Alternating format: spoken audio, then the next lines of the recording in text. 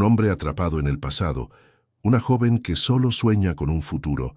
Él vive en un palacio de recuerdos, ella en un diminuto apartamento lleno de esperanza. Cuando sus mundos chocan, el dolor y la inocencia se enfrentan en una batalla silenciosa. ¿Puede la luz de un corazón puro perforar la oscuridad de un alma en luto, o será ella consumida por sus fantasmas? Se desatará una pasión que ninguno de los dos esperaba, un secreto que lo cambiará todo. Si estás viendo esto, suscríbete y dime desde dónde nos miras. Lucía Jiménez vivía rodeada de la promesa de la belleza ajena. Su pequeño apartamento en las afueras de Madrid olía a aguarrás y a aceite de linaza, un perfume que se adhería a su ropa y a su pelo. Libros de historia del arte se apilaban en torres precarias junto a su modesta cama, y cada superficie libre estaba ocupada por pinceles finos, espátulas y pequeños botes de pigmentos. A sus 24 años, su vida era un delicado equilibrio entre sus estudios de restauración en la universidad y los pequeños trabajos que aceptaba para pagar el alquiler y los materiales. No tenía tiempo para citas ni para las salidas que sus compañeras consideraban normales. Su pasión era su refugio, un mundo silencioso donde podía devolver la vida a objetos que otros habían olvidado. Sentía una profunda conexión con el pasado, con las manos de los artesanos que habían creado esas maravillas. Era un trabajo paciente y solitario, un reflejo de su propia naturaleza tranquila y reservada, y en él encontraba toda la satisfacción que necesitaba. A muchos kilómetros de allí, en la quietud de la provincia de Segovia, Javier García vivía prisionero de un palacio. El palacete de Valdefrío no era un hogar sino un mausoleo perfectamente conservado. Cada mañana a sus 52 años seguía la misma rutina de hierro. Un café solo en la inmensa cocina silenciosa. Una revisión de los mercados financieros en su austero despacho y luego un largo paseo por los pasillos vacíos. El aire estaba siempre quieto, cargado con el peso de los recuerdos y el débil aroma de los productos de limpieza que Carmen, la gobernanta, usaba con devoción. Hacía 5 años que la risa de su esposa, Beatriz, se había apagado, y con ella, toda la luz de la casa. Javier había convertido su luto en una armadura, gestionaba su imperio financiero con una precisión implacable y su vida personal con el mismo control férreo. No permitía que ninguna emoción perturbara la superficie calma y ordenada de su dolor. El palacio, con sus muebles cubiertos por sábanas blancas y sus retratos vigilantes, era el santuario de su pena, un lugar donde nada podía cambiar y nadie podía entrar. La llamada llegó una tarde de martes, interrumpiendo el delicado trabajo de Lucía sobre un marco de madera del siglo XVIII. Era su profesor, el señor Morales, con una voz llena de una excitación inusual. Le habló de una oportunidad única, un encargo privado para un cliente muy importante. La tarea era colosal y requería una mano experta y meticulosa, la limpieza y restauración de una monumental araña de cristal en un palacio privado. El pago era más de lo que Lucía podría ganar en 6 meses de pequeños encargos. La cifra hizo que su corazón se acelerara, pensando en el alivio que supondría para sus constantes preocupaciones económicas. Sin embargo, una ola de intimidación la invadió al instante. ¿Un palacio? ¿Un cliente importante? Sonaba como un mundo al que ella no pertenecía. Se sentía pequeña e insignificante, pero la necesidad era una fuerza poderosa. Con voz temblorosa, aceptó la recomendación, prometiendo llamar al número que su profesor le proporcionó. Aquella decisión, tomada por pura necesidad, estaba a punto de cambiarlo todo. El palacete de Valdefrío se alzó ante ella como una fortaleza de piedra sacada de un cuento de hadas oscuro.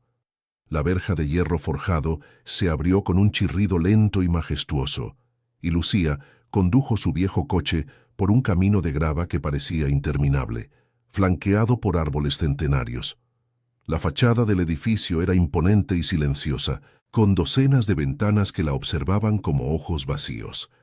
Un hombre alto, vestido con un traje oscuro impecable, la esperaba en la escalinata.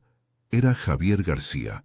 Su rostro era atractivo, pero estaba marcado por una severidad que helaba el aire. No sonrió. Sus ojos grises la evaluaron con una rapidez analítica que la hizo sentirse completamente transparente. «Señorita Jiménez», dijo. Su voz era grave y carente de calidez. «Acompáñeme». La guió a través de un vestíbulo de mármol que hacía eco con cada uno de sus pasos hasta un salón de baile gigantesco. En el centro, suspendida del altísimo techo, colgaba la araña de cristal. Era una cascada de prismas y lágrimas de cristal, cubierta por el polvo de los años. Era magnífica y abrumadora. Lucía pasó los siguientes días subida a un andamio metálico, sintiéndose como una hormiga explorando una montaña de diamantes. El trabajo era agotador y exigía una concentración absoluta. Cada uno de los miles de cristales tenía que ser desmontado, limpiado con una solución especial y vuelto a colocar en su lugar exacto. El silencio del salón de baile era casi total, roto solo por el suave tintineo del cristal entre sus dedos. Abajo, a veces, Javier aparecía. No decía nada. Simplemente se quedaba de pie en la penumbra, con los brazos cruzados, observándola trabajar durante largos periodos de tiempo. Su presencia era una presión constante sobre sus hombros. La hacía sentirse torpe, consciente de su ropa de trabajo manchada y de sus manos agrietadas en medio de tanta opulencia. Se obligaba a ignorarlo, a centrarse en el brillo que lentamente devolvía a la pieza. Trabajaba sin descanso, saltándose a menudo la hora de comer, impulsada por el deseo de terminar el trabajo a la perfección y escapar de aquella atmósfera opresiva y de la mirada indescifrable de aquel hombre. Al final del tercer día, el agotamiento la golpeó como un muro. Había estado en el andamio durante casi 10 horas, con los brazos levantados por encima de la cabeza. Los músculos de su cuello y espalda ardían con un dolor sordo y persistente. La luz del atardecer entraba por los ventanales, fragmentándose en los cristales limpios y creando destellos que le hacían daño a los ojos. De repente, el mundo se inclinó. Una fuerte oleada de mareo la recorrió, y los prismas de cristal se convirtieron en una mancha borrosa. Se aferró con fuerza a la barra metálica del andamio, con los nudillos blancos, esperando a que pasara. Su respiración era superficial y rápida. El aire le faltaba. Cerró los ojos un segundo, sintiendo cómo el sudor frío le perlaba la frente. Con un hilo de voz, un susurro que apenas fue audible en la inmensidad del salón, murmuró para sí misma: «Necesito un descanso. No puedo más». Era una confesión de su propio límite, una rendición física que su orgullo no quería admitir. Desde la sombra de una columna, Javier lo vio todo. Vio el ligero balanceo de su cuerpo, la palidez mortal de su rostro a la luz del ocaso y la forma en que sus dedos se aferraban al metal. Durante días la había observado con una distancia crítica, admirando a regañadientes su tenacidad y su increíble dedicación. Pero en ese instante, al ver su fragilidad, algo se rompió dentro de él. La coraza de control que había construido durante 5 años se agrietó. No era lástima lo que sintió, sino un impulso protector, una oleada de culpa por haberla presionado tanto. Antes de poder pensarlo, ya estaba subiendo los escalones del andamio con una agilidad sorprendente. Lucía abrió los ojos asustada al sentir el movimiento. Él se detuvo a su altura. Su mano se cerró sobre el brazo de ella, un contacto firme pero extrañamente gentil. La piel de ella estaba fría. Él se inclinó y su voz por primera vez sonó ronca y cargada de una emoción desconocida. «No consigo controlarme más», murmuró, y las palabras parecieron sorprenderlo a él tanto como a ella. La ayudó a descender, su toque persistiendo, creando una tensión eléctrica que lo cambió todo. La habitación de invitados era más grande que todo su apartamento. Lucía se sentó en el borde de una cama con dosel tan alta que sus pies apenas tocaban la gruesa alfombra persa. Las sábanas de seda se sentían frías y extrañas contra su piel acostumbrada al algodón desgastado. Todo en aquel cuarto gritaba riqueza y un gusto exquisito, desde los muebles de madera oscura hasta las pesadas cortinas de terciopelo que bloqueaban por completo la luz de la luna. Se sentía como una impostora, una pieza desentonada en una sinfonía perfecta. La orden de Javier de que se quedara había sido tajante, sin dejar lugar a la discusión. Su preocupación había parecido genuina, pero la autoridad en su voz era innegable. Todavía sentía el calor de su mano en el brazo, un contacto que había durado apenas unos segundos, pero que había dejado una marca ardiente. Se abrazó a sí misma, confundida por la mezcla de intimidación y una extraña sensación de seguridad que aquel hombre le provocaba. No pertenecía allí, pero por una noche estaba atrapada en su mundo silencioso. Poco después, unos suaves golpes en la puerta la sobresaltaron. Era Carmen, la gobernanta, una mujer de unos 60 años, con el pelo gris recogido en un moño pulcro y una expresión amable en su rostro arrugado. Llevaba una bandeja de plata con una cena ligera, una sopa caliente, pan recién hecho y una pieza de fruta. La dejó sobre una mesita junto a la ventana sin decir apenas nada, moviéndose con una eficiencia silenciosa que parecía ser la norma en aquella casa. «El señor García me ha pedido que me asegure de que no le falte de nada», dijo con una voz suave. «Si necesita cualquier cosa, no dude en llamar». Su mirada contenía una pizca de curiosidad, pero también una calidez que Lucía agradeció profundamente. Cuando la mujer se fue, el silencio volvió a caer como una manta pesada.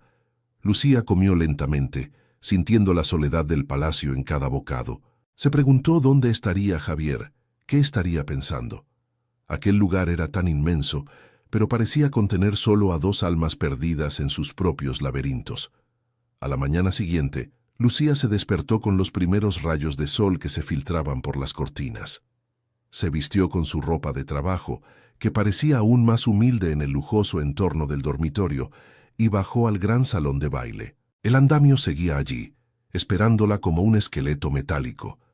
Esperaba encontrar el salón vacío, pero Javier ya estaba allí, de pie junto a uno de los ventanales, con una taza de café en la mano. No la estaba mirando con la misma intensidad crítica del día anterior. Su postura era más relajada, aunque su rostro seguía siendo una máscara de control. Cuando ella entró, él se giró y sus miradas se encontraron a través de la vasta estancia. Hubo un momento de silencio incómodo. «Espero que haya descansado», dijo él, y su voz sonaba menos dura, casi neutra. Lucía asintió, murmurando un «sí, gracias», apenas audible. Sintió que el equilibrio entre ellos había cambiado de alguna manera. Ya no era solo el jefe y la empleada. El incidente en el andamio había creado una grieta en la muralla que los separaba. Empezó a subir al andamio, preparándose para otra larga jornada de trabajo minucioso. Para su sorpresa, Javier no se retiró a su despacho como solía hacer. Se acercó a la base de la estructura y se quedó allí observándola. Tras unos minutos de silencio, rompió la quietud. «¿Es un proceso complicado?», preguntó, señalando con la cabeza los cristales que ella estaba limpiando. Lucía se detuvo, sorprendida por la pregunta. «Requiere paciencia», respondió, eligiendo sus palabras con cuidado. «Cada pieza debe ser tratada con una solución específica para no dañar el cristal y luego secada a mano para evitar marcas. La parte más difícil es recordar el lugar exacto de cada una». Comenzó a explicarle el sistema de numeración que había ideado, y mientras hablaba de su trabajo, su voz se llenó de una confianza que no sentía en otros ámbitos de su vida. Él la escuchaba con una atención genuina, asintiendo de vez en cuando, sus ojos grises fijos en ella con una nueva clase de interés. La conversación continuó a intervalos durante toda la mañana. Él le preguntó por sus estudios, por qué había elegido una profesión tan particular. Lucía le habló de su amor por la historia, de la fascinación que sentía al tocar objetos que habían pasado por tantas manos y habían sido testigos de tantas vidas. Le confesó su sueño de trabajar algún día en el Museo del Prado, devolviendo el esplendor a las grandes obras maestras. Javier escuchaba sin interrumpir, su expresión indescifrable. «Requiere una gran disciplina», comentó él en un momento dado, y ella sintió que no solo se refería al trabajo, sino a la vida que ella llevaba. Por primera vez se sintió vista por él, no como una simple trabajadora o una joven a la que había tenido que rescatar, sino como una persona con sus propias pasiones y ambiciones. Esa pequeña muestra de respeto significó más para ella de lo que él podría imaginar, y le dio fuerzas para seguir trabajando bajo su atenta mirada. Durante su descanso para comer, Lucía sintió una necesidad imperiosa de escapar del opresivo silencio del salón de baile. En lugar de salir a los jardines, su curiosidad la llevó a explorar un ala del palacio que parecía deshabitada. Caminó por un largo pasillo cubierto de polvo, donde los retratos de antepasados la observaban desde las paredes con ojos severos. Las puertas estaban todas cerradas, excepto una al final del corredor, que estaba ligeramente entornada. Una fina línea de luz se escapaba por debajo invitándola a entrar. Empujó la puerta con cuidado, y el chirrido de las bisagras resonó en el silencio. El aire del interior era denso, cargado con el olor familiar y reconfortante del óleo y el aguarrás. Se encontró en lo que parecía haber sido el estudio de un artista. Decenas de lienzos, la mayoría cubiertos con sábanas blancas, estaban apoyados contra las paredes. La luz del sol entraba a raudales por un enorme ventanal, iluminando las motas de polvo que bailaban en el aire. Se acercó a uno de los caballetes y levantó con cuidado la tela que lo cubría. Debajo había una pintura inacabada de las rosas del jardín. La pincelada era apasionada y un poco torpe, claramente obra de un aficionado, pero estaba llena de vida y color. Sintió una punzada de tristeza al pensar en aquel arte abandonado, en aquella creatividad interrumpida. Recorrió la habitación con la mirada, tocando suavemente los lomos de los libros de arte apilados en una estantería, reconociendo algunos de los títulos de sus propias clases. Era un espacio que hablaba de alegría y de una pasión tranquila. Se sentía como un santuario secreto, un rincón del palacio donde la tristeza que impregnaba el resto de las estancias no había logrado penetrar del todo. Era un lugar feliz, o al menos lo había sido en algún momento. Se preguntó quién habría sido el artista que había llenado de color aquel rincón olvidado del inmenso y solemne palacio. Su mirada se posó entonces en un lienzo que estaba apoyado contra la pared, ligeramente torcido.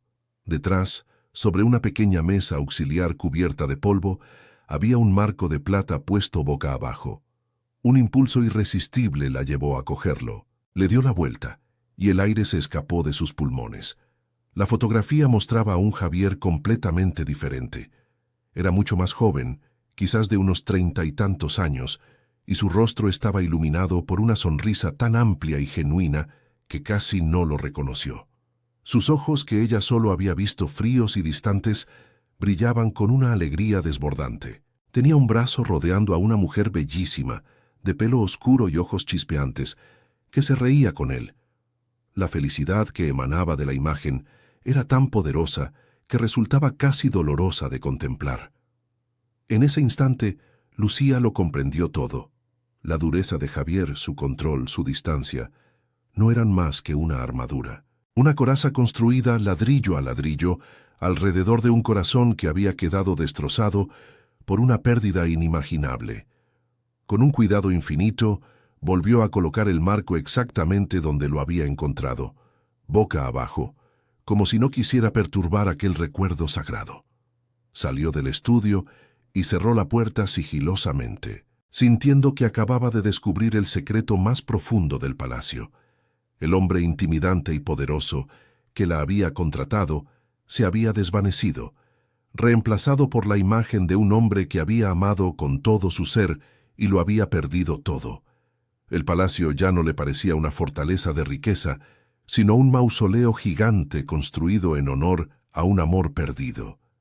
Cada pasillo silencioso, cada mueble cubierto, cada sombra en los rincones, todo cobró un nuevo significado. Ahora entendía el dolor que se escondía detrás de aquellos ojos grises. Su corazón se llenó de una empatía tan profunda que casi dolía. Ya no le tenía miedo. Ahora solo sentía una inmensa compasión por el hombre solitario que vagaba por los pasillos de sus propios recuerdos.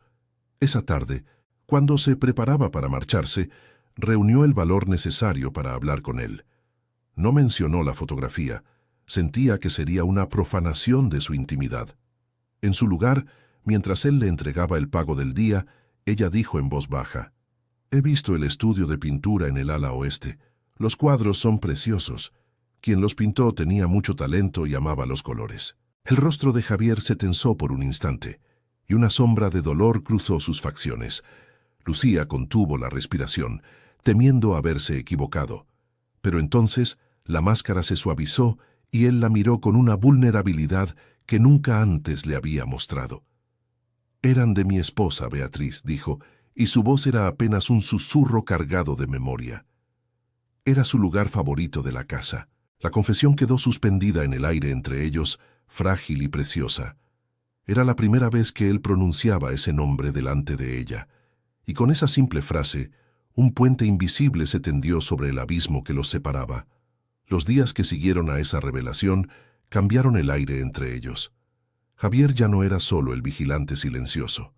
Buscaba su compañía con pretextos sutiles, apareciendo en el salón de baile con 2 tazas de café en lugar de una, o preguntándole detalles técnicos sobre su trabajo que iban más allá de la mera curiosidad profesional.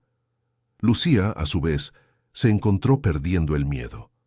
Su timidez se desvanecía cuando hablaba de su pasión, y él escuchaba con una atención que la hacía sentir valorada. Las largas horas de trabajo ya no estaban marcadas por una tensión incómoda, sino por una creciente familiaridad. El tintineo de los cristales se mezclaba ahora con el murmullo de sus voces, tejiendo un delicado tapiz de conexión en la inmensidad de la estancia. Se estaban conociendo de verdad, poco a poco, en ese espacio suspendido en el tiempo, y ambos sentían que algo importante estaban haciendo en el silencio compartido. Una tarde, mientras Lucía se preparaba para recoger sus cosas, el cielo se oscureció con una rapidez alarmante. Un viento furioso comenzó a azotar los árboles centenarios del jardín, y una lluvia torrencial se desató sobre el palacio, golpeando los cristales de los ventanales con una fuerza inusitada. Las alertas en su móvil no tardaron en llegar: carreteras cortadas, inundaciones repentinas en los pueblos cercanos.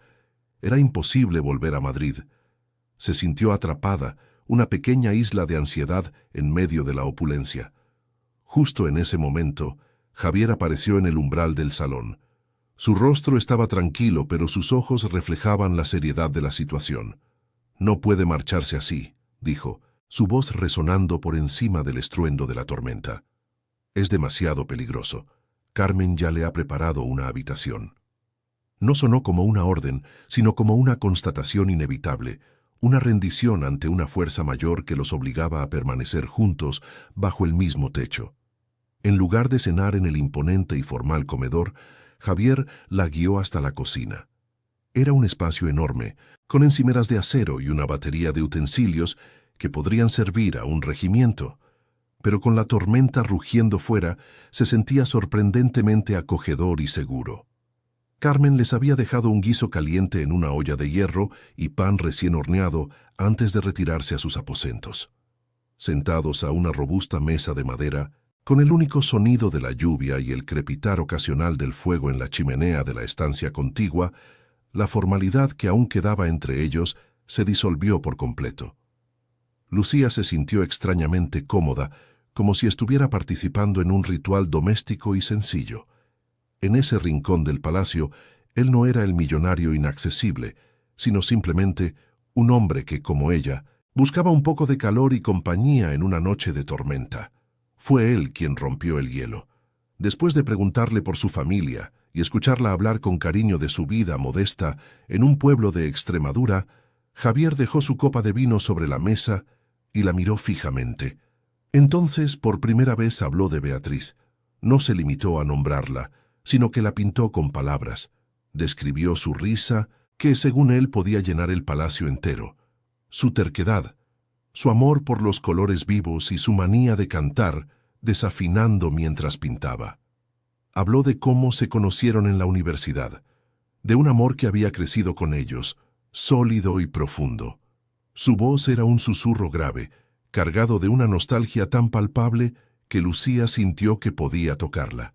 Estaba abriendo una puerta a su pasado, a lo más sagrado de su memoria, y la estaba invitando a entrar con una confianza que la dejó sin aliento.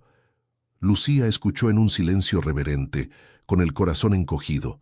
Cada palabra de Javier añadía una pincelada de vida al rostro de la mujer de la fotografía.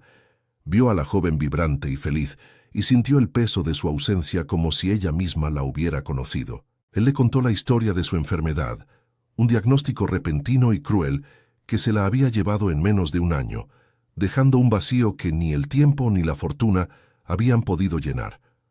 Las lágrimas asomaron a los ojos de Lucía, pero no eran de lástima, sino de una profunda empatía. Pensó en sus propios abuelos, en el dolor sordo que había sentido al perderlos. La escala de su vida no podía compararse con la de Javier, pero el lenguaje del duelo era universal. En ese momento, entendió que el dolor no distingue entre palacios y apartamentos pequeños. Simplemente llega y arrasa con todo. Cuando el relato de Javier llegó a su fin, dejando un silencio denso y emotivo en la cocina, Lucía sintió la necesidad de ofrecerle algo a cambio, una pequeña pieza de su propia verdad. Con una voz suave, le habló de su propia soledad, de la sensación de no encajar del todo entre sus compañeros de universidad, que hablaban de viajes y de fiestas a las que ella nunca podría permitirse ir. Le confesó su miedo más profundo, el de que sus sueños fueran demasiado grandes para sus posibilidades, el de terminar sus días restaurando pequeños muebles en un taller polvoriento, en lugar de trabajar en los grandes museos con los que soñaba.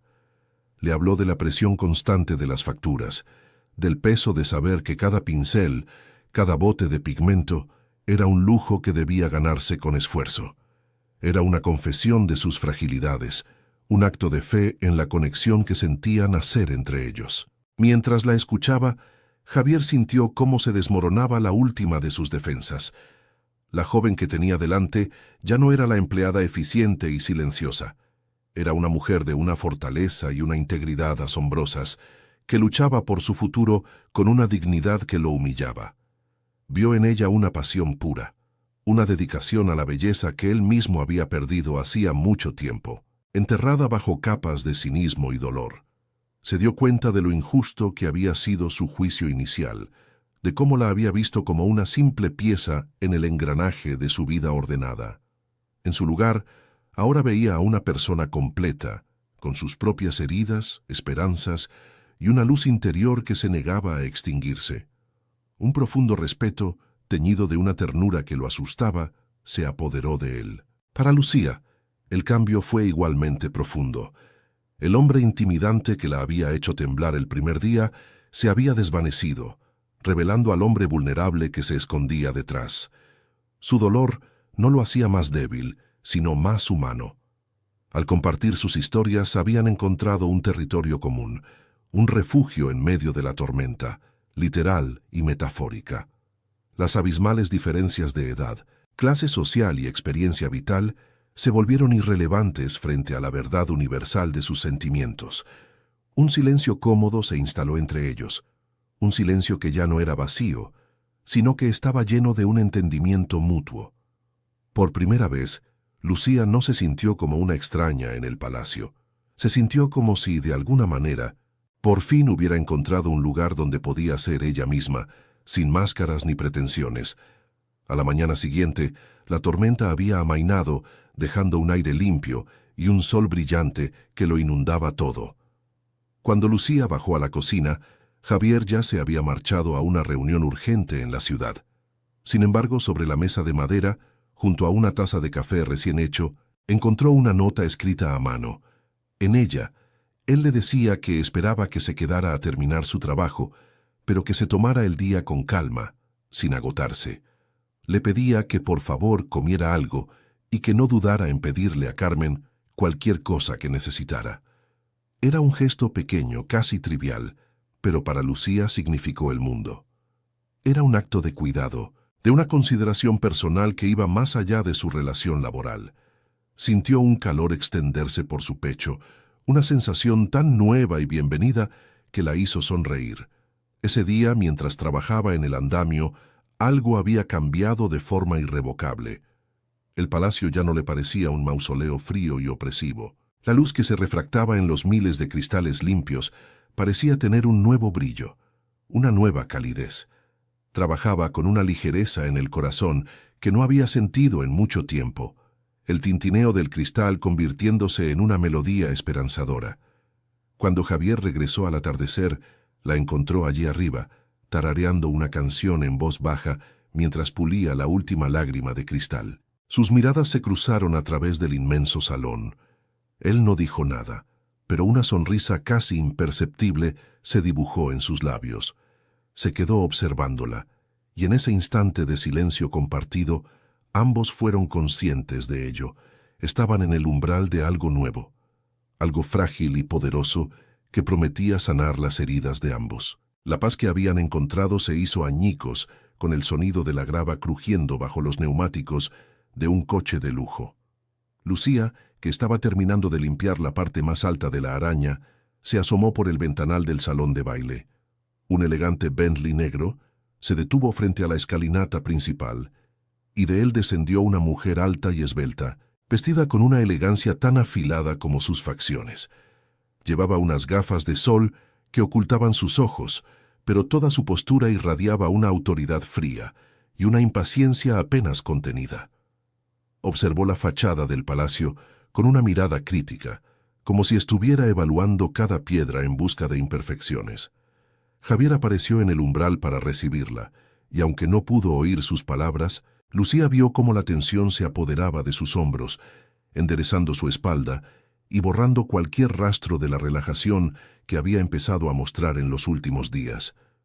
Supo instintivamente que aquella mujer era una intrusa en el frágil mundo que estaban construyendo. La presentación fue tan gélida como Lucía había temido. Javier las presentó en el gran vestíbulo, su voz extrañamente formal. «Isabel, esta es la señorita Jiménez, la restauradora de la que te hablé. Lucía, mi hermana, Isabel García».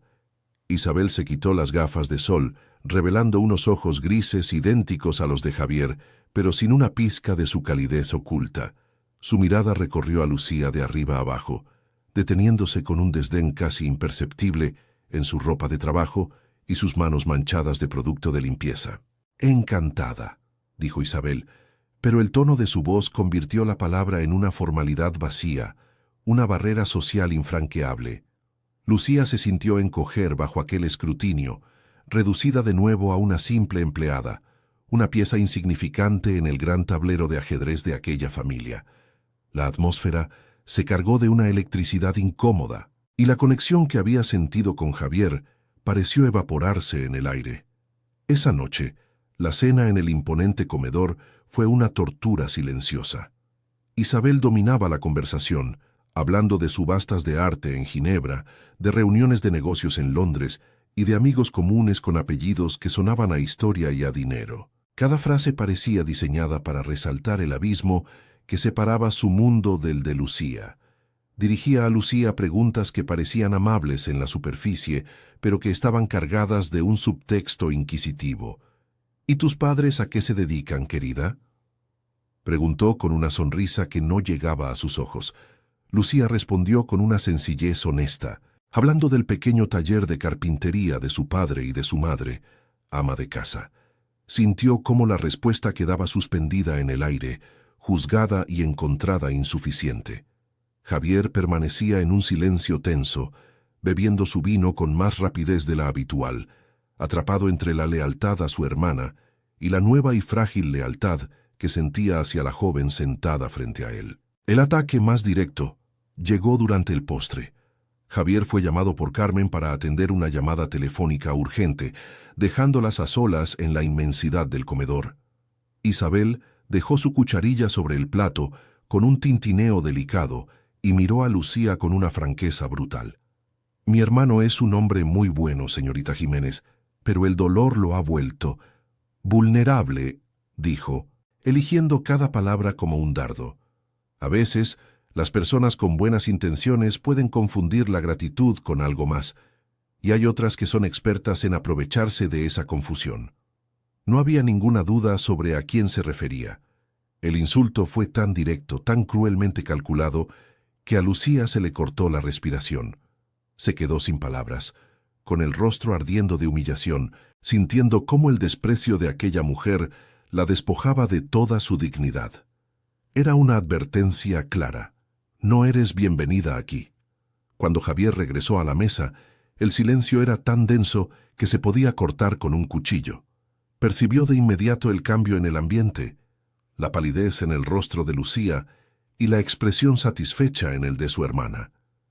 Sin embargo, en lugar de abordar la tensión de frente, la evitó. Retomó una conversación insustancial sobre el tiempo, volviendo a erigir el muro de formalidad que Lucía había creído que empezaban a derribar.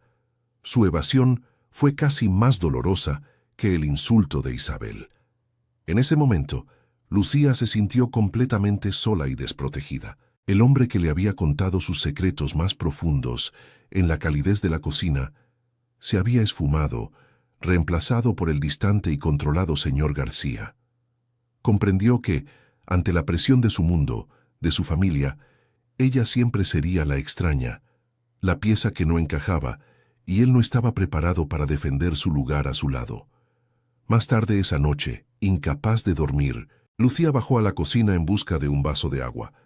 Al pasar por el pasillo que llevaba al despacho de Javier, oyó voces airadas que se filtraban por debajo de la puerta. Reconoció el tono cortante de Isabel y la voz grave y cansada de Javier. No quería escuchar, pero sus pies se quedaron clavados en el suelo, como si una fuerza magnética la atrajera hacia el epicentro de su propio desastre. Se acercó un poco más, con el corazón martilleándole en el pecho, sintiendo una premonición terrible. Las palabras de Isabel eran ahora nítidas, afiladas como cristales rotos. «No sé en qué estabas pensando, Javier. Traer a esta chica aquí, a esta casa, justo ahora. Es una falta de respeto intolerable a la memoria de Beatriz». Cada palabra era un golpe, y Lucía se abrazó a sí misma, preparándose para el impacto final que sabía que estaba por llegar. Entonces oyó la frase que hizo que todo su mundo se derrumbara. «Es que no te das cuenta», continuó Isabel, su voz subiendo de tono con exasperación. «Todo este circo con la lámpara, la prisa para que estuviera terminada. Es para el homenaje, Javier, para el 5º aniversario de su muerte. ¿Cómo se te ocurre mezclar a esta advenediza en algo tan sagrado?» Un frío glacial se extendió por las venas de Lucía. Aniversario, homenaje. Las piezas del rompecabezas encajaron con una claridad brutal y devastadora.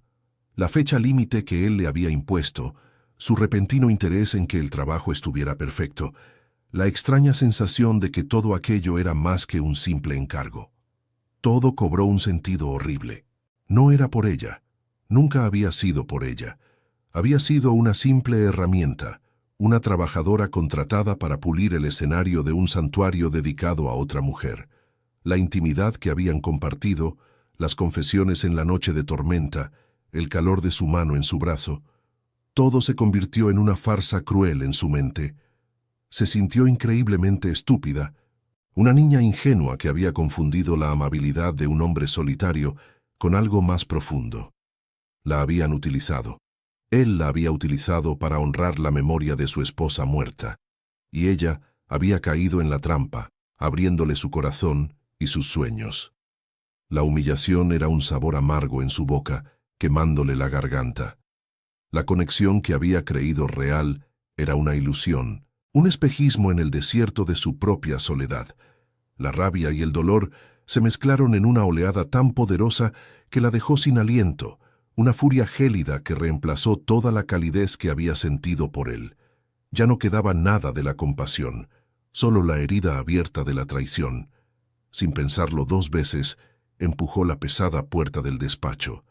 Se abrió con un suave gemido, revelando a los 2 hermanos de pie, uno frente al otro, sus rostros iluminados por la luz de una única lámpara de mesa. Se callaron al instante, girándose para mirarla con sorpresa.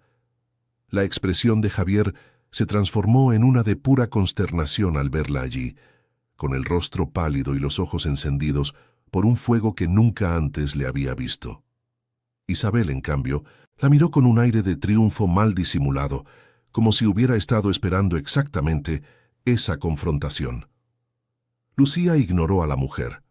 Sus ojos estaban fijos únicamente en Javier, buscando una negación, una explicación, cualquier cosa que pudiera desmentir la horrible verdad que acababa de descubrir.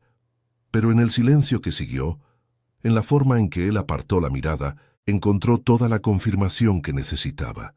Su voz, cuando finalmente habló, era apenas un susurro, pero cortó el silencio de la habitación como un cuchillo.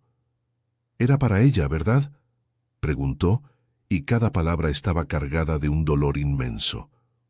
Todo, la restauración de la araña, la prisa por terminar, era para preparar un memorial para su esposa. No era una pregunta, sino una afirmación. Se acercó un paso más, su mirada suplicante clavada en la de él. Me contó su historia, me hizo sentir que me entendía. ¿Por qué no me dijo la verdad desde el principio? ¿Por qué dejar que pensara que...? La frase quedó inacabada, pero el significado flotaba entre ellos, pesado e innegable. Que pensara que ella podría significar algo para él, que lo que estaban haciendo entre ellos era real. La acusación no era de engaño, sino de una crueldad emocional mucho más profunda. Javier se quedó sin palabras. El rostro de Lucía, devastado por el dolor que él mismo había causado, lo golpeó con la fuerza de una revelación. Vio la situación a través de los ojos de ella y se sintió como un monstruo. Había empezado como un simple encargo para honrar a Beatriz, pero en el camino todo había cambiado. Lucía había traído luz y vida a su mundo de sombras, y él se había aferrado a ella, a su calor, sin pensar en las consecuencias. Intentó explicarse, pero las palabras se le atascaron en la garganta, sonando falsas y vacías incluso para él. Lucía, yo. No es tan simple. Las cosas. Balbuceó, pero la presencia de Isabel, su mirada crítica, lo paralizó. No supo cómo desnudar su alma, cómo admitir su propia confusión y su miedo frente a su hermana. Y en ese momento de cobardía, la perdió. Al ver su vacilación, la última pizca de esperanza en el corazón de Lucía se extinguió. Su expresión se endureció. Sus ojos se volvieron fríos como el mármol del vestíbulo. «No, en realidad es muy simple», dijo, su voz ahora firme, desprovista de toda emoción. «Usted me contrató para hacer un trabajo, y yo lo he hecho. Se ha aprovechado de mi buena fe, pero eso se acaba aquí». Dio un paso atrás, creando una distancia física que reflejaba el abismo que se había abierto entre ellos. «Considero que mi contrato ha terminado. Me marcharé esta misma noche». Se dio la vuelta bruscamente, sin darle la oportunidad de responder, sin querer que él viera las lágrimas de rabia y humillación que finalmente empezaban a nublarle la vista. Cada paso que daba para alejarse de aquel despacho era un paso hacia la reconstrucción de sus propias murallas. Subió las escaleras como un autómata y empaquetó sus pocas pertenencias en un torbellino de dolor. Metió su ropa de trabajo y sus libros en su vieja mochila, moviéndose con una eficiencia mecánica para no permitirse pensar, para no permitirse sentir. Carmen apareció en la puerta, con el rostro lleno de una preocupación genuina, pero Lucía simplemente negó con la cabeza, incapaz de articular una palabra. Cuando bajó al vestíbulo, Javier la estaba esperando al pie de la escalera. Su rostro era una máscara de arrepentimiento y desesperación. «Lucía, por favor, no te vayas así. Hablemos», suplicó, su voz ronca. Pero ella pasó a su lado como si no existiera, sintiendo que cualquier palabra que él pudiera decir ahora sería solo otra mentira, otro intento de manipular sus sentimientos. El hombre que la había hecho soñar se había convertido en un extraño, en su carcelero emocional. El aire de la noche era frío y olía a tierra húmeda. Mientras metía su mochila en el asiento del copiloto de su viejo coche, sintió una presencia a su espalda. Era él. Se había quedado en la escalinata, observándola desde la distancia, bañado por la luz dorada que se derramaba desde el interior del palacio. Sus miradas se encontraron por última vez a través de la oscuridad. En sus ojos, ella vio un mundo de dolor y confusión, pero ya no le importaba. Su propio dolor era más grande, más inmediato. Arrancó el motor y el ruido del viejo coche rompió el silencio solemne de la noche. Mientras se alejaba por el largo camino de grava, no miró atrás. Las luces del palacio, que una vez le habían parecido un faro de esperanza, ahora solo representaban una promesa rota y un corazón hecho pedazos. La ruptura era total, brutal, y en ese momento le pareció definitiva. El viaje de vuelta a Madrid fue una mancha borrosa de farolas y lágrimas amargas. Lucía condujo con las manos aferradas al volante, el cuerpo temblando por la conmoción y la rabia. Al entrar en su pequeño apartamento, el olor familiar a disolvente y óleo, que siempre la había reconfortado, le pareció de repente el olor del fracaso. Todo era exactamente como lo había dejado, pero ella se sentía como una extraña en su propia vida. Los libros de arte apilados, los pinceles ordenados, los pequeños encargos a medio terminar sobre la mesa. Todo le parecía insignificante, un recordatorio de un mundo pequeño y seguro que ya no le bastaba. Se sentó en su modesta cama y el silencio la envolvió, pero no era el silencio tranquilo y productivo al que estaba acostumbrada. Era un silencio vacío, pesado, lleno de los ecos de las palabras crueles de Isabel, y sobre todo, del silencio cobarde de Javier. Se sentía increíblemente ingenua, una tonta que había confundido la soledad de un hombre rico con un interés genuino. La humillación era como un veneno que se extendía lentamente por sus venas. En el palacete de Valdefrío, Javier se quedó de pie en el vestíbulo mucho después de que el sonido del coche de Lucía se desvaneciera en la noche. El silencio que ella dejó atrás era ensordecedor, un vacío que ni toda la grandeza de la casa podía llenar. Subió lentamente al salón de baile. La araña de cristal, a medio terminar, colgaba como un monumento a su fracaso. Los cristales que ella había limpiado brillaban con una luz pura y honesta, mientras que el resto permanecía opaco, cubierto por el polvo de los años. Era un reflejo perfecto de su propia vida, una parte que había empezado a despertar a la luz, y otra que seguía anclada en las sombras del pasado. Isabel intentó hablar con él, justificando sus acciones con una lógica fría y protectora, pero Javier la interrumpió con un gesto cortante. «Déjame solo», dijo, y su voz sonó hueca, extraña a sus propios oídos. Por primera vez en 5 años, no sentía el dolor reconfortante del luto, sino el agudo y punzante dolor del arrepentimiento. Se dio cuenta de que no solo la había alejado a ella, sino que había extinguido la primera chispa de vida que había sentido en mucho tiempo.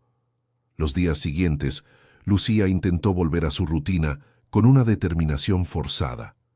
Asistió a sus clases en la universidad, escuchando a sus profesores hablar de técnicas de restauración y de la importancia de la paciencia, pero su mente vagaba constantemente hacia los altos ventanales del palacio, hacia el recuerdo de unas conversaciones silenciosas y unos ojos grises que la habían hecho sentir vista de verdad.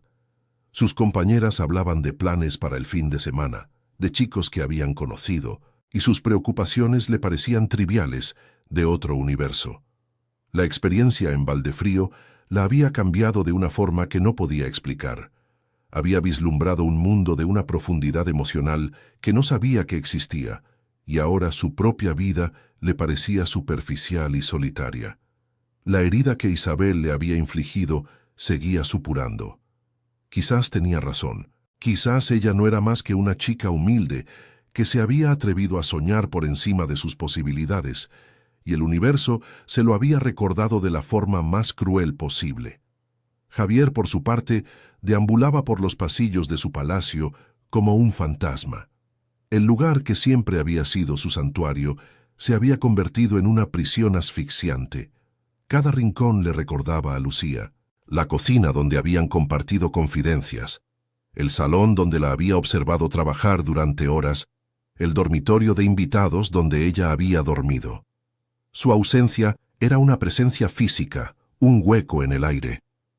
Impulsado por un impulso que no entendía del todo, entró en el estudio de pintura de Beatriz, un lugar que había evitado durante 5 años. El olor a óleo seco y aguarrás llenaba el aire. Observó los lienzos cubiertos, las pinceladas llenas de vida y color. Siempre había creído que preservar todo intacto era la máxima prueba de amor y lealtad. Pero ahora, viendo el polvo que cubría cada superficie, comprendió su terrible error. No estaba honrando la memoria de Beatriz, la había momificado, y en el proceso se había momificado a sí mismo, convirtiendo su vida en una pieza de museo que nadie podía tocar. Una tarde, el teléfono de Lucía sonó. Era su profesor, el señor Morales, preguntando con entusiasmo cómo iba el encargo. El corazón de Lucía se encogió. Se le formó un nudo en la garganta y tuvo que tragar saliva antes de poder responder. Mintió. Con una voz que esperaba que sonara convincente, le dijo que el trabajo estaba casi terminado, pero que había surgido un imprevisto familiar y había tenido que tomarse unos días. La mentira le supo a ceniza en la boca. Se sentía como una impostora, avergonzada por no poder contarle la verdad.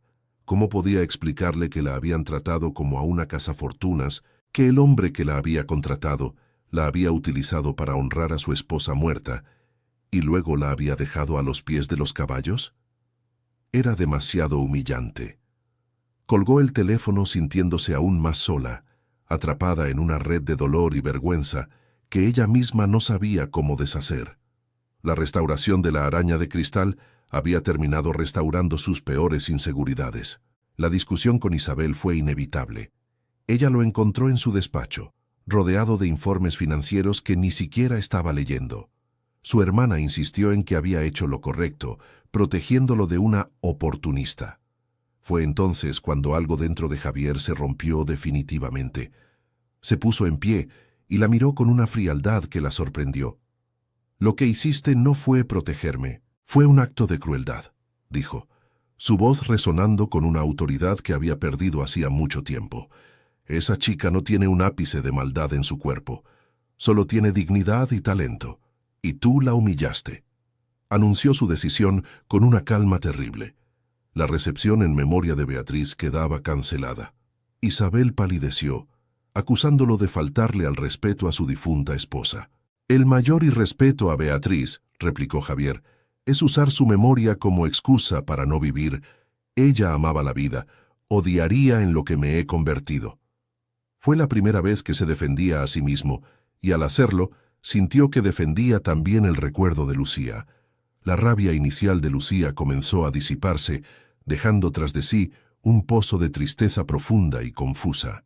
Por las noches, tumbada en la oscuridad de su habitación, no podía evitar recordar la noche de la tormenta. La forma en que Javier le había hablado de Beatriz, con tanto amor y tanto dolor en su voz, no podía haber sido una actuación. La conexión que había sentido en la cocina, tan real y tan cálida, no podía ser una simple ilusión. Empezaba a comprender que quizás él no era un villano calculador, sino un hombre tan perdido y asustado como ella. Un hombre atrapado entre el pasado y un futuro que le aterrorizaba. Esta comprensión no borraba el dolor de su cobardía, ni la humillación que había sufrido, pero lo hacía todo más complicado, más humano, y eso era casi peor.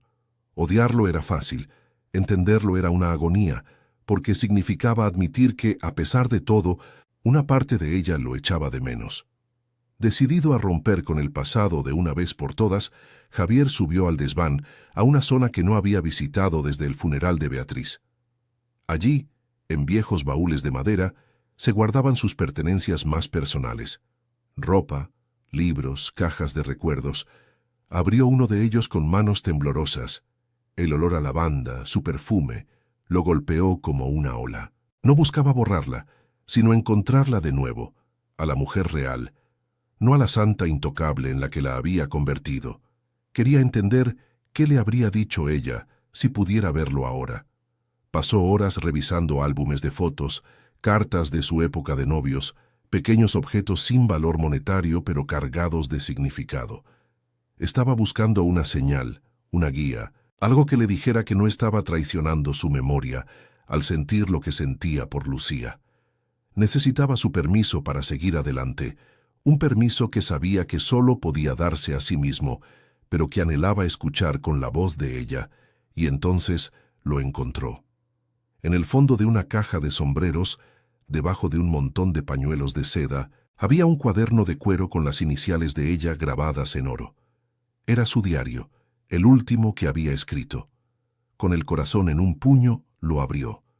Las páginas estaban llenas de sus pensamientos durante la enfermedad, de su miedo, pero también de un amor inmenso por la vida.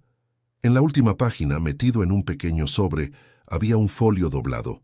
En él, con su caligrafía elegante y ligeramente temblorosa, había una carta dirigida a él. «Mi amor», empezaba. Javier tuvo que detenerse, con los ojos anegados en lágrimas. La leyó despacio, absorbiendo cada palabra. Beatriz le hablaba de su amor eterno, pero también de su deseo más profundo para él, que volviera a ser feliz. «No dejes que mi recuerdo sea tu jaula», escribió. «Tu corazón es demasiado grande para vivirlo a medias. Si alguna vez el amor vuelve a llamar a tu puerta, por favor, ábrela. Esa será la prueba definitiva de que nuestro amor fue real». La carta fue como una absolución. El peso de 5 años de culpa autoimpuesta se desvaneció de sus hombros. No era una traición querer volver a vivir, era el último deseo de Beatriz, su último regalo de amor. Lo había estado haciendo todo mal.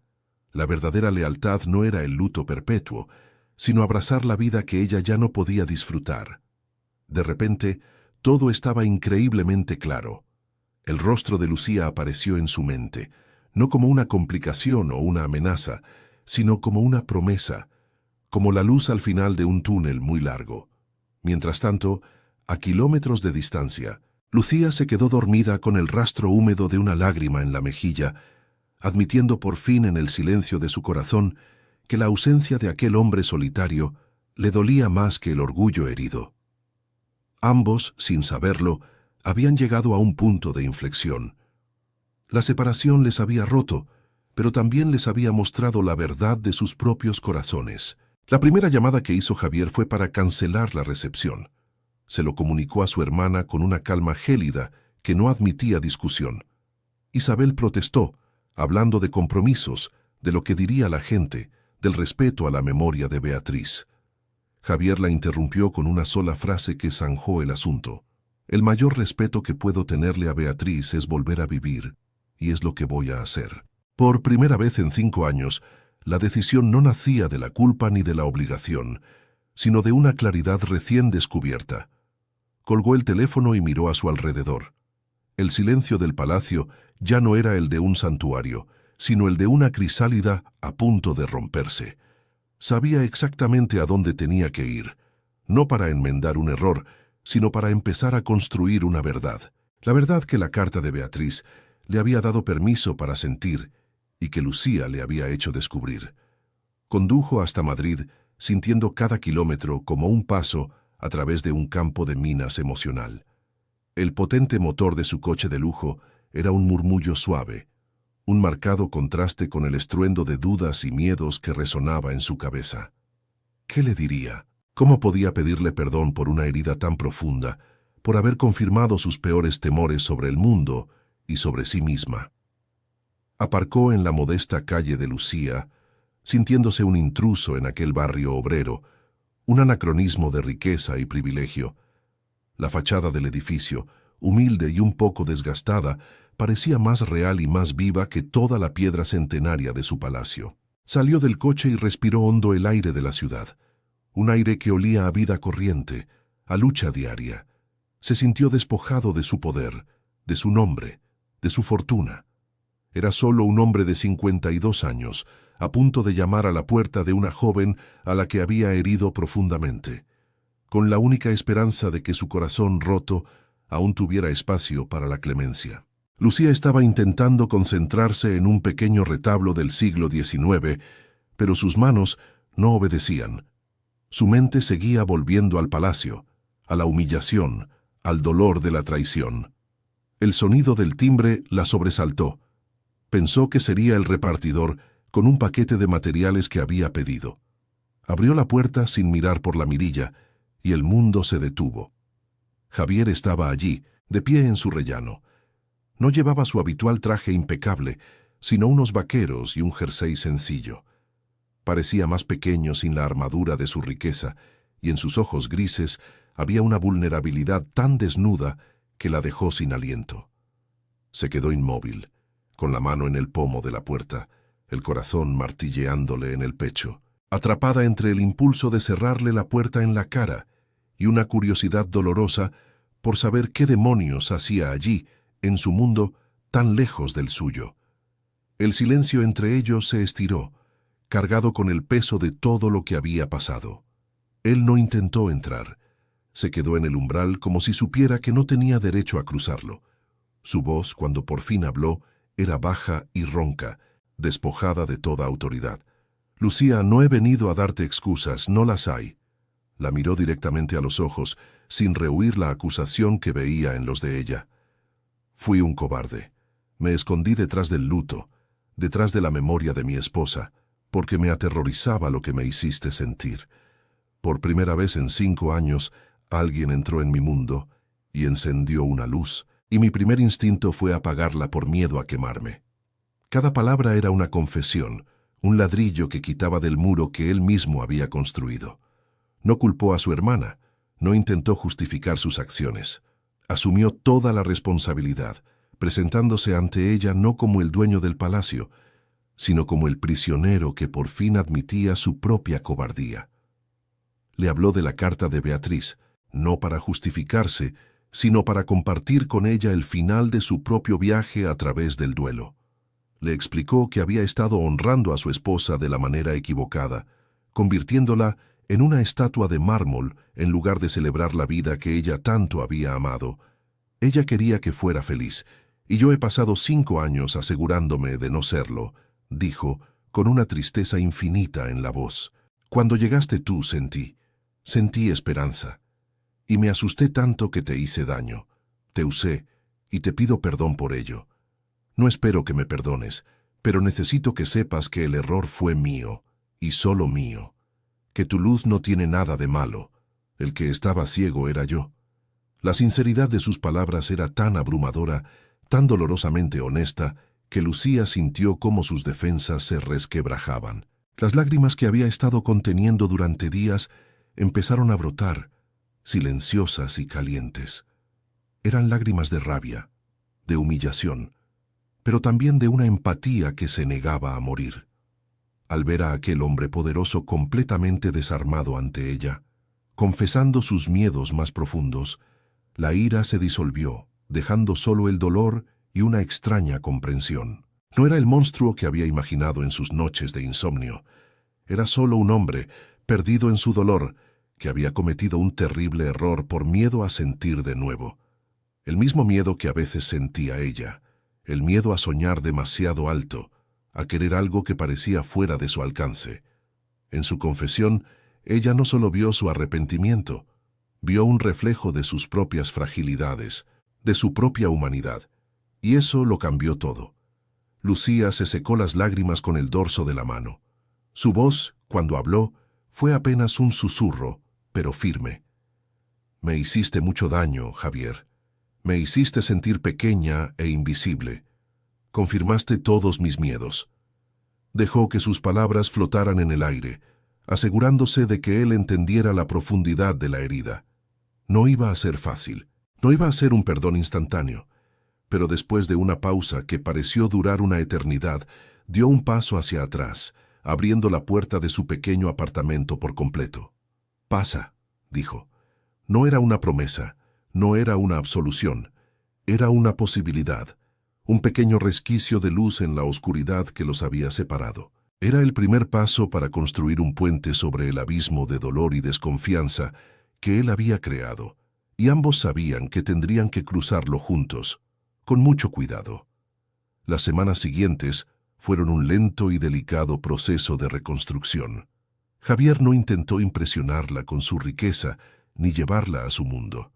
En su lugar, entró humildemente en el de ella. Se encontraron para tomar un café en la bulliciosa cafetería de la facultad, rodeados de estudiantes que hablaban de exámenes y de futuros inciertos. Él la visitó en el taller de la universidad, observando con una fascinación silenciosa cómo sus manos expertas devolvían la vida a un lienzo agrietado. Escuchaba, hacía preguntas, Mostraba un interés genuino por la pasión que la movía. Por primera vez, Lucía sintió que alguien la veía de verdad, no como una empleada, ni como una joven ingenua, sino como la artista y la mujer que era. Poco a poco, la confianza empezó a echar raíces en el terreno herido de su corazón, regada por la paciencia y el respeto de él. Una tarde, mientras ella le explicaba la complejidad de eliminar un barniz antiguo sin dañar la pintura original, él la interrumpió suavemente. Le habló de una idea que había estado madurando: crear una fundación en memoria de Beatriz, dedicada a apoyar a jóvenes talentos en el campo de la restauración de arte. Y quería que ella fuera la primera beneficiaria de una beca completa para terminar sus estudios, y si quería, especializarse en Florencia o en Roma. «No es un regalo, Lucía», dijo él, anticipándose a su orgullo. «Es una inversión. He visto tu talento, he visto tu dedicación. El mundo merece ver lo que eres capaz de hacer. Esto no es para comprar tu perdón. Es porque creo en ti». Las lágrimas volvieron a los ojos de Lucía, pero esta vez eran de pura gratitud. No era el dinero, era la fe que él depositaba en ella, la validación que siempre había anhelado. Esa noche, en su pequeño apartamento, el olor a aguarrás ya no le pareció el perfume del fracaso, sino el de la esperanza. Estaban sentados en su modesto sofá. El silencio entre ellos ya no era tenso, sino cómodo y lleno de promesas. Lucía tomó la mano de Javier. Su piel era cálida y firme.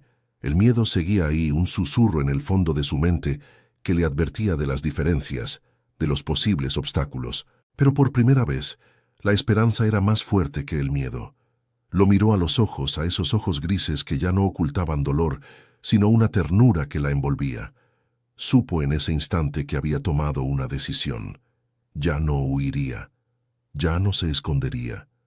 Elegía creer, elegía arriesgarse, eligió el valor sobre el miedo, y al hacerlo, le dio a él el valor para hacer lo mismo. Juntos, habían decidido dejar de mirar al pasado y empezar por fin a mirar hacia adelante.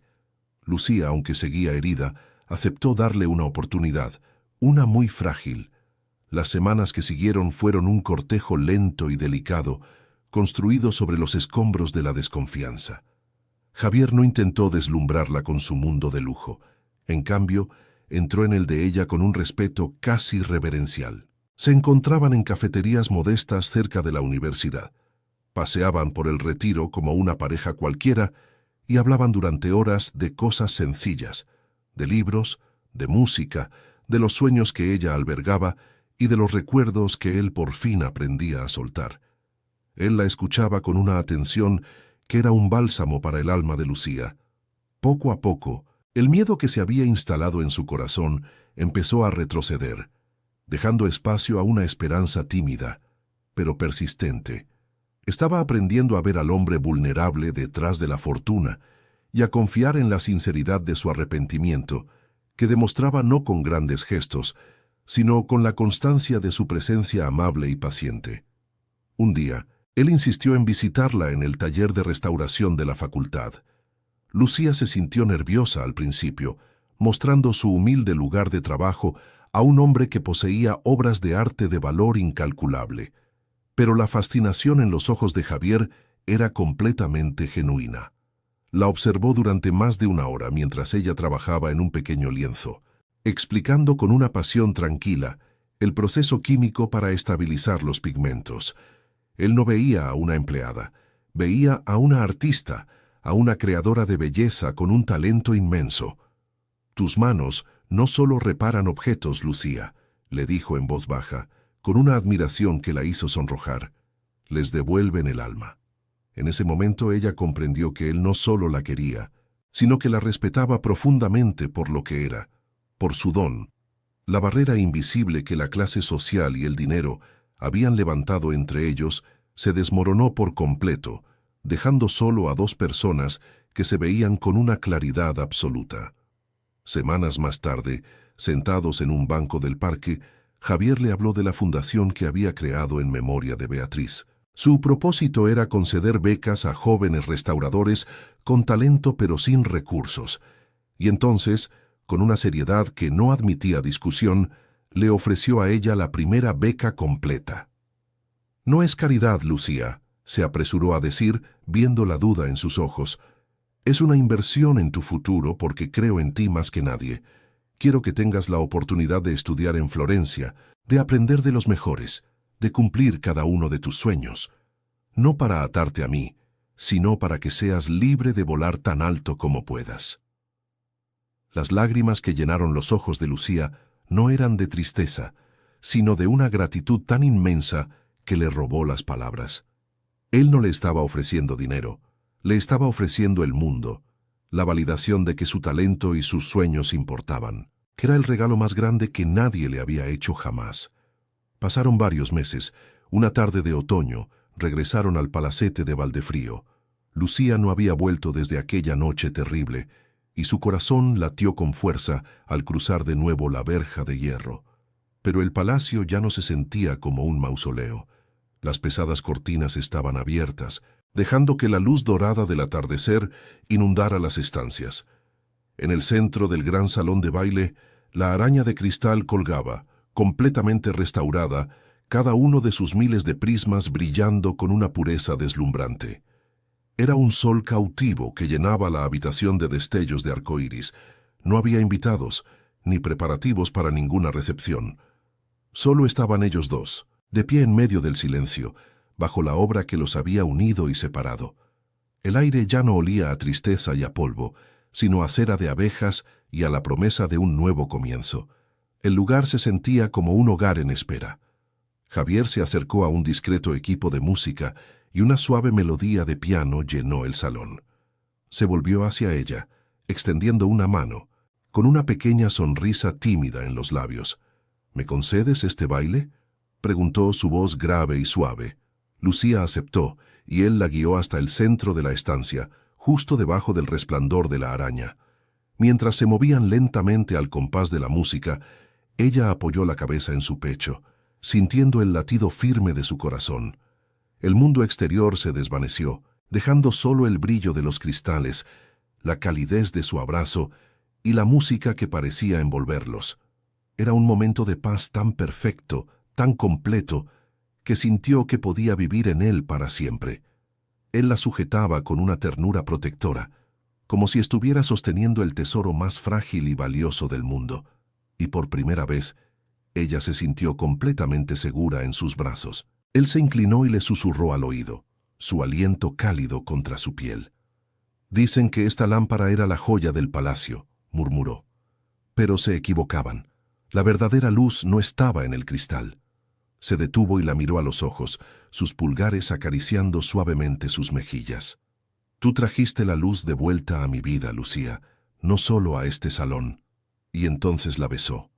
Fue un beso lento, profundo, despojado de toda duda y de todo dolor. Era un beso de promesas, de futuros compartidos y de un amor que había encontrado su camino a través de las sombras. Bajo el brillo de la araña que ella había devuelto a la vida, ambos supieron que su propia restauración había terminado. Ya no eran dos almas rotas, encontrándose en la oscuridad, sino dos corazones enteros, listos para empezar a construir un futuro juntos, lleno de toda la luz que se merecían.